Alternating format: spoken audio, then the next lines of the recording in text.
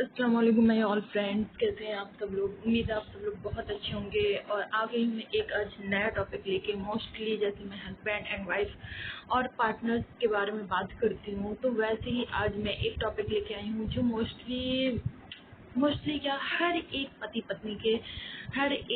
पत्नी के husband wife के शौहर बीवी के साथ होता है। वो क्या है? झगड़ा। ऐसा दुनिया में कोई भी नहीं है शायद पति पत्नी, और जो होगा तो बहुत किस्मत वाला होगा। तो बहुत बहुत ज्यादा मैंने देखा है कि हस्बैंड वाइफ के बीच में क्यों आखिर झगड़े होते हैं, क्यों आखिर ऐसे झगड़े होते हैं। इतने झगड़े होते हैं कि कभी कभी तो बात ही नहीं बनती है और बात डाइवोर्स तक पहुंच जाती है, तलाक तक पहुंच जाती है। तो उसके क्या रीजन है? देखें, पहली बात तो जो ये रीजन है वो एक से नहीं, दोनों से है। ठीक है, ये नहीं कह सकते कि सिर्फ एक की गलती है, इसकी वजह से ऐसा होता है, एक दूसरा सही है। तो जब हम क्या करते हैं, बहुत ज्यादातर ना क्या चीज हो जाती है हम लोगों के साथ में, जब हम लड़ाई झगड़ा हमारे बीच में होता है ना, तो उसका रीजन ये होता है कि हस्बैंड कुछ बोल रहा होता है तो वाइफ को नहीं मानना होता है, वाइफ कुछ बोल रही होती है तो हस्बैंड को नहीं मानना होता है। पहला रीजन तो यही है कि एक दूसरे की बात नहीं मानना। वो कुछ बोल रहे हैं, आप कुछ बोल रहे हैं, उसमें ही झगड़ा शुरू होने लगता है। तो मैं एक चीज बता दूं, हस्बैंड और वाइफ जैसे गाड़ी के वो दो पहिए हैं। जैसे कि गाड़ी का एक टायर डगमगाने लगे तो वो खतरे में पड़ सकती है, एक्सीडेंट हो सकता है ना।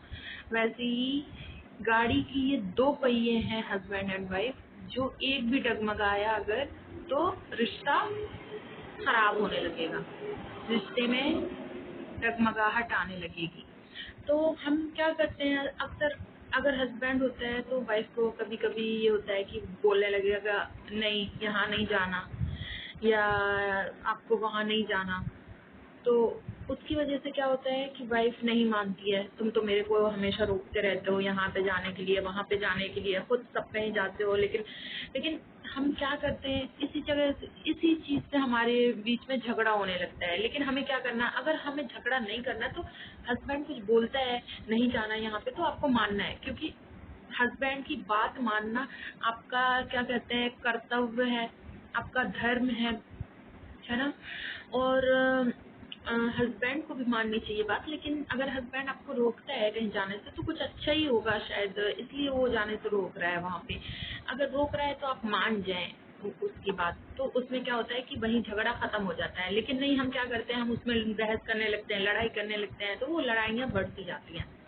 और लड़ाई करने से हमारे रिश्ते में दरार ही पैदा होगी, हमारे रिश्ते खराब ही होंगे और कुछ नहीं होगा, है ना।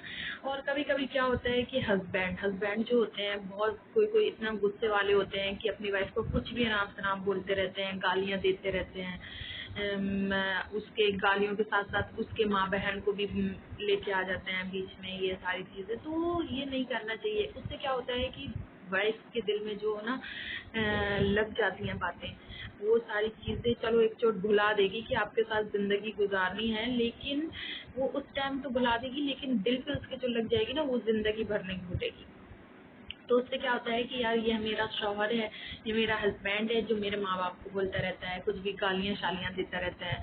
तो आपको क्या करना है, अपनी जुबान पे कंट्रोल करना है। अगर आपको गुस्सा आता है तो आपको गुस्सा आता है तो आप वहां से ही निकल जाए जहाँ जहाँ आपकी वाइफ है। आपको लगता है कि अब लड़ाई हो जाएगी, आप अपना ऐसा करें कि चुपचाप निकल के बाहर चले जाएं, यहाँ चले जाएं कि आप या अपने फ्रेंड के पास चले जाएं, या बाहर कहीं टहल लें, थोड़ा सा एक गिलास पानी पी लें, ताकि आपका माइंड ठंडा हो जाए, है ना।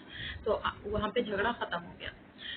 तीसरी बात, सेम ऐसी औरत के लिए भी है कि औरत भी इतना ज्यादा जुबान लड़ाती है कि हस्बैंड को काबू ही नहीं होता, क्योंकि मर्द है, मर्द का खून अगर उठ गया तो वो मारना पीटना सब करेगा।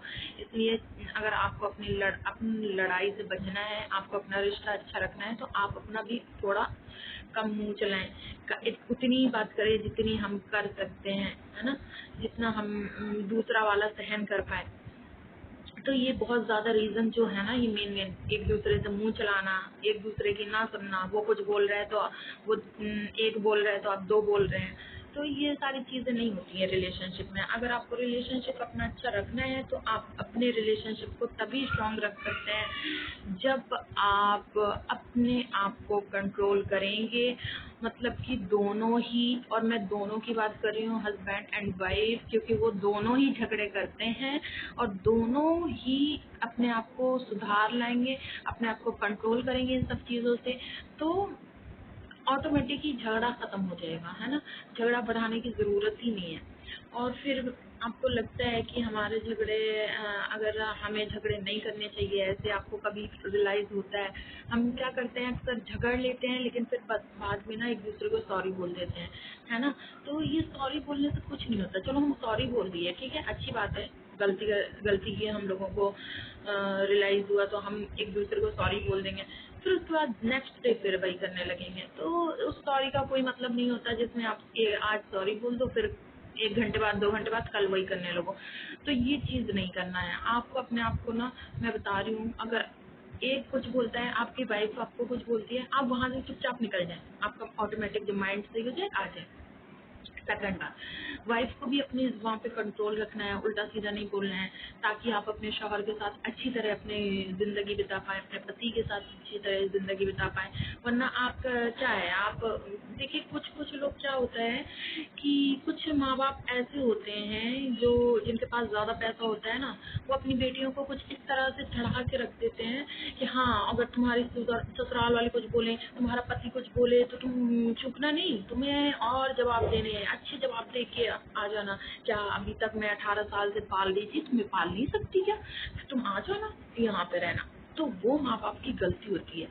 अगर आप अपनी बेटियों को इतना बढ़ावा देंगी तो फिर उसका क्या है यार, वो तो अपनी जिंदगी नहीं बिता पाएगी सही से, और आप कब तक रखेंगे, आप कब तक हयात में है। चलो मैं कहती हूँ एक चीज़, कब तक हयात में है, जब तक आप यहाँ पर रख सकते हैं। फिर उसके बाद जो भाई भाभी ये सारे लोग आएंगे, क्या वो उसको रख पाएंगे? नहीं। आप जब तक है तो रख सकते हैं, लेकिन उसके बाद उसका बहुत बुरा हाल होगा। और ये अगर कोई ऐसा करता है तो वो जानता भी होगा, है ना। जिसका हस्बैंड नहीं है, जिसके हस्बैंड की डेथ हो गई है, वो अपने मायके में रह रहा है, तो उससे पूछो कि वो उधर पे कैसा फील करती है। एकदम ना अजनबी की तरफ फील करती है। उसको ये नहीं लगता कि ये हमारा घर है, उसको ये लगता है कि यार, ऐसा लगता है कि हम पराए घर में हैं। जो असली घर होता है ना बेटियों का, वो ससुराल ही होता है। कितना भी आप कुछ कर लें, कितना भी कुछ कर लें, लेकिन ससुराल में जो आपकी एक हस्बैंड की वजह से आपको जो घर मकान सारी चीज़ वो आपका है, लेकिन आप जहाँ घर जाओगे ना, तो वहाँ पे वो आपको नहीं दे देंगे। वो जो आपका भाई होगा वही आपसे, भाई चलो एक चोट आपके साथ कंप्रोमाइज कर लेगा, लेकिन भाभियाँ जो कुछ होती हैं ना, वो नहीं करती हैं आज के टाइम पे। वो उल्टा और बोल बोल के, अच्छा मेरी प्रॉपर्टी, मेरे बच्चों की प्रॉपर्टी मैं तुमको क्यों दूँ। ये हकीकत बात है ना। तो आपको इसको समझना है, लड़ाइयाँ बंद करें, अपने शौहर के साथ अच्छी तरह रहें, अपनी ज़िंदगी अच्छी तरीके से बिताएं।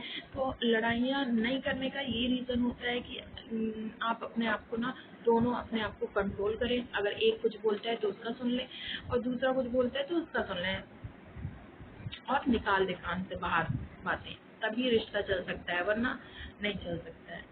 तो अगर आपको मेरी वीडियोस अच्छी लगती हैं तो प्लीज़ मेरे चैनल को सब्सक्राइब कर लें, नोटिफिकेशन की घंटी को भी प्रेस कर दें, ताकि आपके पास मेरा पहले वीडियो आ पाए। और इंशाल्लाह फिर मिलते हैं कोई अच्छे टॉपिक के साथ। अल्लाह हाफिज़।